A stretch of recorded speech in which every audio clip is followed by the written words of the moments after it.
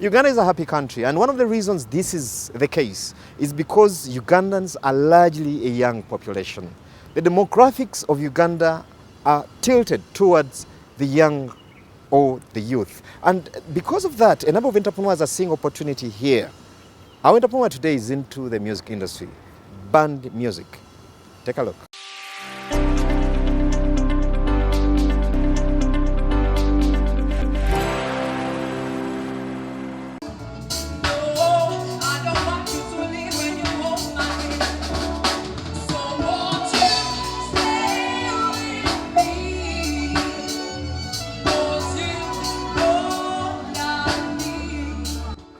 And what I'm building is an entertainment company, not only a band. I'm looking at bigger things to come in the future. I was inspired by music because I'm also talented, you know. It's like part of my life. Music is like something you can do anytime, anywhere, you know. I used to be in school and a lot of people used to laugh at me because I used to go for band. Music is something people underlook, but actually this is real business. For people who have gone to school, you look at Dr. Hildeman, Sajja is a doctor. A lot of people have studied. And at the end of the day, even if you're doing music or you're employed in an office or you're an accountant, at the end of the day, we all earn, not so.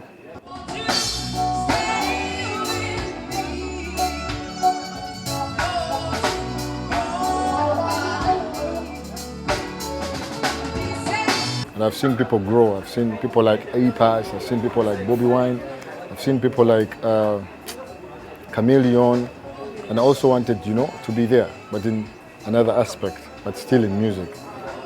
So I came up with a live band. It's called 430 Band, but still entertainment. I studied. I did a certificate in electrical installation, like domestic electrician, basically. That's what I studied. I studied electricity. But you know, in the long run, I looked for jobs, and you know, everywhere there are no jobs. I didn't have school fees to pay for university. I finished my Form 6 and I was stranded. But then I remembered I had the talent of music. So each penny I made, I already saved, you know, for a better future. If I look at where I've come from and where I am, at least I see I'm pushing, you know. It's always hard.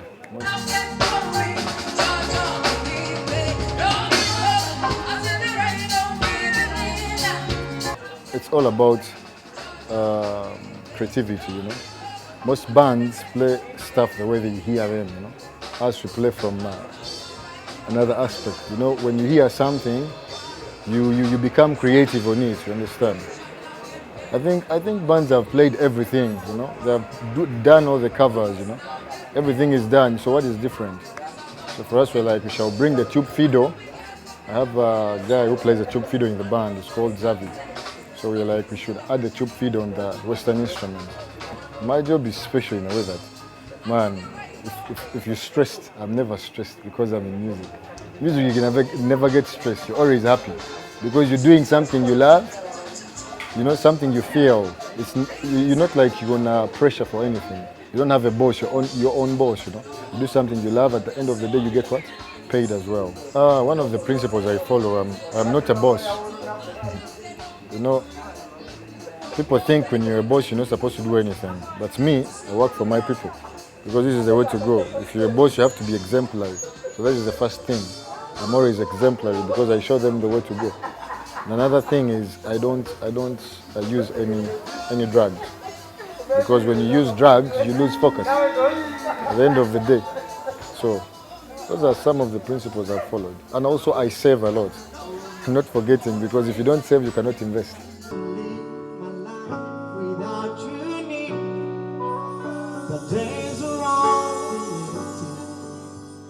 Every year I go to the Netherlands to play with a couple of bands and meet other people who invite me. I've connected with a lot of people, but everything I have, I've gotten it from music. You know? I have other businesses, which I'll not say, but of course from music. We have a lot of challenges, you know, because as a band, they expect a lot from you, and you expect a lot from the people who are employing you. At the end of the day, we have this thing called the vibe. If the band doesn't have the vibe, there's nothing that goes on. So the first challenge I will talk about is like getting your audience. You know, you need an audience to survive in this country. It is very hard. Another thing, gigs. You know, we have a lot of bands around town, so competition is stiff. I'm looking at an entertainment company. I want to organize events where you see a Fenoni and you see Silk. That's one thing I'm looking at. But still, I have a long journey. And what is going to sell me out for people to get to know me is my band, you know?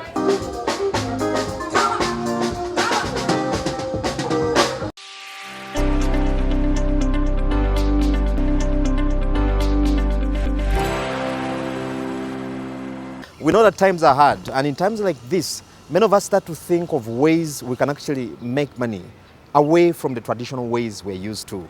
And here on Money and Markets, we are dedicated to sharing with you more and more tips on how that happens.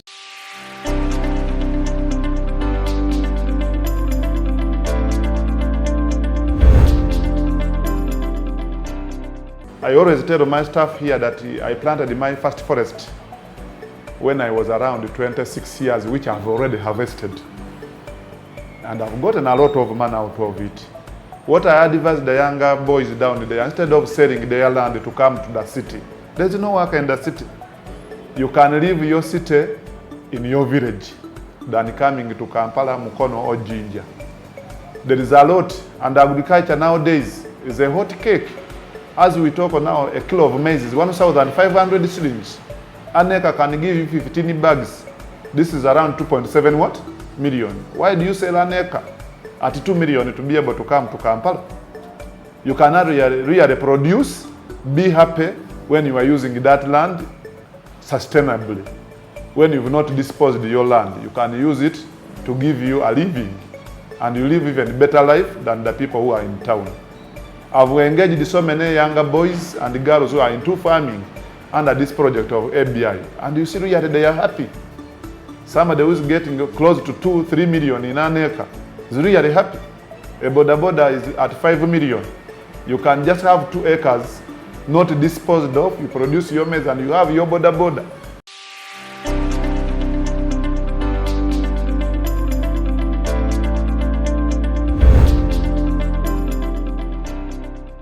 So in our tech segment today, we're exploring the concept of the Internet of Things.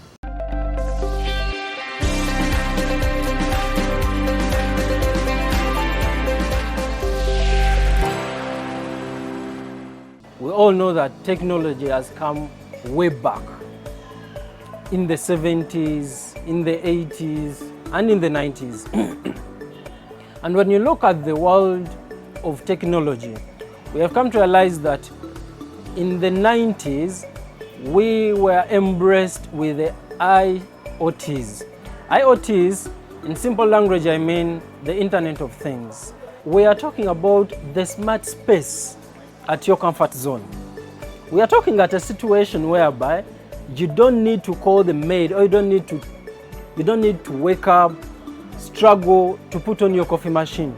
It is already programmed on your phone. You can easily switch it on or switch it off at the comfort of your zone. Let's say you're at your workplace, you want to control your home, you're not there. We have seen instances where maids are mistreating the kids, but you're not there. But this camera is going to help you, it's going to alert you. It is simple. You're having your smart life with you. This phone has your entire home with you. You can control the alarms, you can control the lights. Let's say, for instance, you're not home, you're abroad, but you can easily program your home lights that at exactly 6 p.m. my lights will go on, and exactly 6 a.m. in the morning, my lights will go off. I'm talking about the Internet of Things, a smart life in your life. Think about it. Well, what I would advise is you should embrace this new phase of technology in our lives. Well, many people are asking, why is it that China has higher production? Well, our production comes with the Internet of Things. They have robots controlling the production. Cars are assembled using these robots. Let's talk about your workplace, where you work from. You're at your workplace, your boss is tired of the luggage of books in his offices, for timekeeping. Well, if you're the boss, my simple advice is embrace the new phase of Internet of Things. Just get yourself a biometric fingerprint.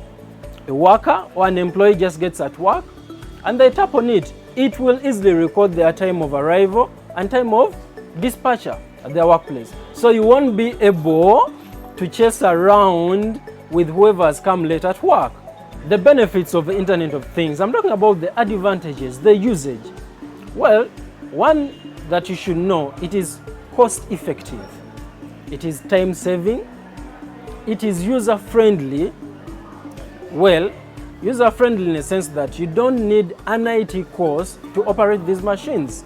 Once you have them at your disposal, you can be able to install and operate them.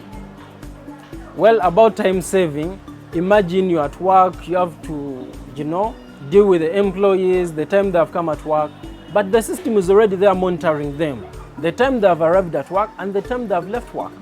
So you can easily control that on your phone. Talking about the smart life. You don't need to hurry in jam that I have to go back home and switch on the security lights. No, you can easily do this on your phone. In the smart world, when you talk about the business side of it, at our companies, it is easier for you to use your phone to print. Many people don't know about this. When we are selling printers to clients, we advise them that this printer has ABCD functionality. So whenever you say a printer, an HP printer that has W on it, on its model number, just know that you can easily use your mobile phone to print a page. So you don't need cables like it has been for all this while, but you can just use your smartphone and print a page. Now, many people are saying that the internet has done more harm than good. Well, in this scenario, we have what we call the firewalls.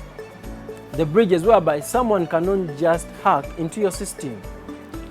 With the system updates, whenever you see an update on your phone, for example, there is a feature of security improvement. Yes, companies are aware that there are hackers in the world, but the reason as to why there is system update in our phones or in our systems, it is because the company or the service provider has upgraded the security features. So people shouldn't be worried about that.